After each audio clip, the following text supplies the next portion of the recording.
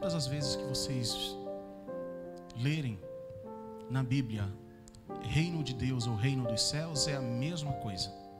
Não muda nada. Ok? Não muda nada. E o que é esse reino? É Deus morando dentro de nós. Deus habitando em cada coração. Esse é o reino.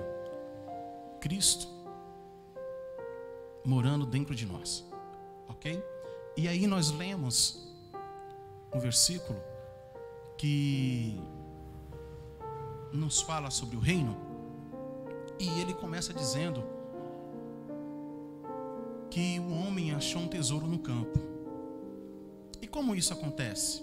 Bom, era costume daquela época, pelo fato de não haver banco, alguns homens que possuíam grandes fortunas irem até a sua propriedade, ou no fundo da sua propriedade, ou dependendo do tamanho da propriedade, ele escolhia um local e enterrava esse tesouro para que não ocorresse o fato de repente ele ser roubado, para que não ocorresse o fato de alguém de repente entrar em sua casa, roubar os seus bens e entre esses bens roubar também aquilo que tinha de maior valor. Então ele escondia, enterrava no campo.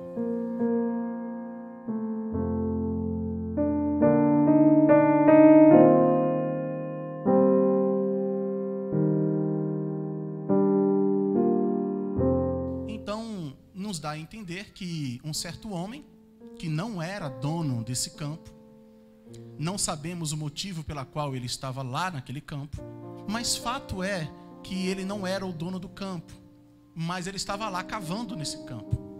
E ele, ao cavar nesse campo, então ele achou esse tesouro.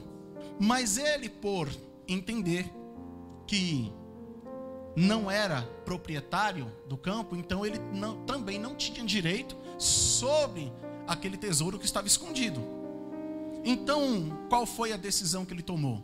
Eu vou vender tudo que tenho, compro o campo, porque aí eu vou ter direito ao tesouro que lá estava enterrado, estava escondido. O reino de Deus é de um valor incalculável. E ele é tão caro o reino de Deus, que não está à venda. E por que não está à venda? Porque não existe dinheiro suficiente no mundo para comprar este reino. Não tem. É de um valor incalculável.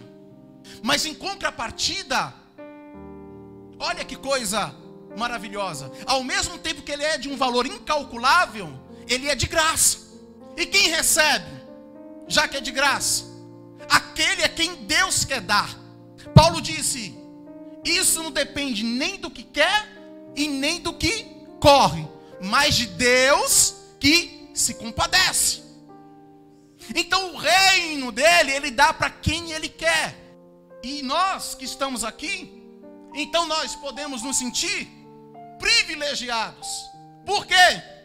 Porque Deus entendeu que ele podia, ou ele quis, segundo a sua misericórdia, compaixão, amor, graça, ele quis nos dar esse reino de graça. E o que você precisou fazer para adquirir esse reino? Nada, absolutamente nada. Ele simplesmente te deu de graça. Você não precisou fazer absolutamente nada. A segunda coisa que nós aprendemos através dessa parábola é que esse comportamento do homem que comprou o campo é um comportamento posterior a ele ter achado o tesouro. Então entenda, nós não fizemos nada para merecer esse reino, mas ele nos deu esse reino.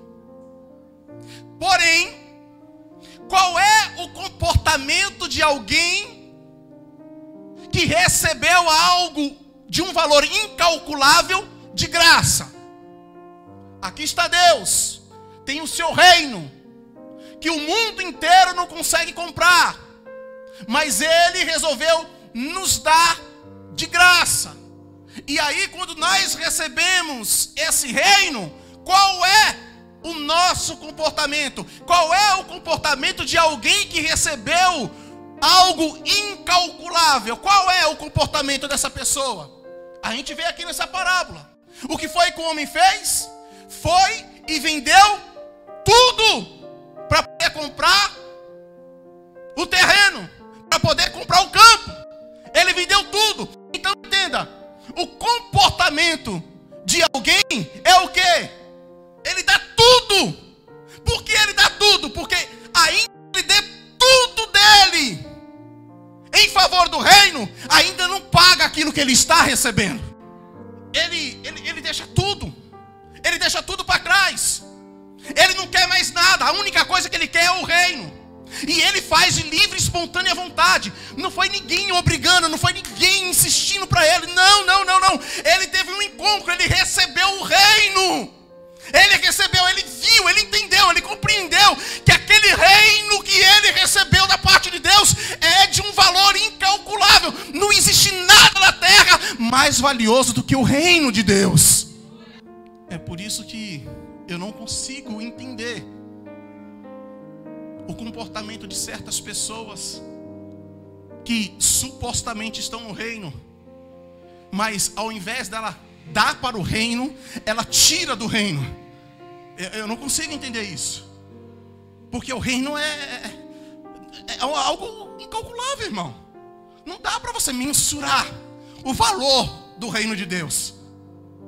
E mesmo assim, nós somos participantes. E quem Deus escolhe? Ele escolhe quem Ele quer. Ele escolhe o rico, Ele escolhe o pobre, Ele escolhe o aleijado, Ele escolhe o preto, Ele escolhe o branco, Ele escolhe o amarelo, o índio. Ele escolhe quem Ele quiser, porque o reino é dele. Ele dá a quem quer e dá de graça. Mas normalmente aquele que é alcançado por essa graça, aquele que é alcançado por esse reino, que é Deus habitando dentro dele, irmão, ele faz de tudo para possuir esse reino.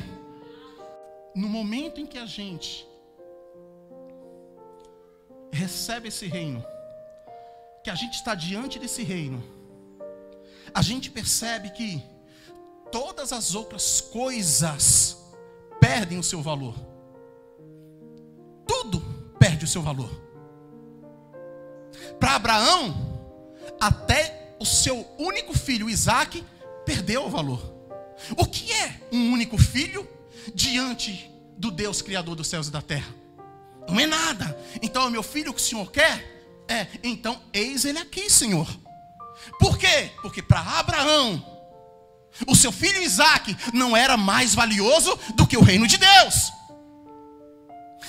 Para quem recebe o reino, todas as outras coisas perdem totalmente o valor. Nada passa a ser mais valioso do que o reino. É por isso que Jesus disse: aonde tiver o vosso coração, aí também estará o vosso tesouro.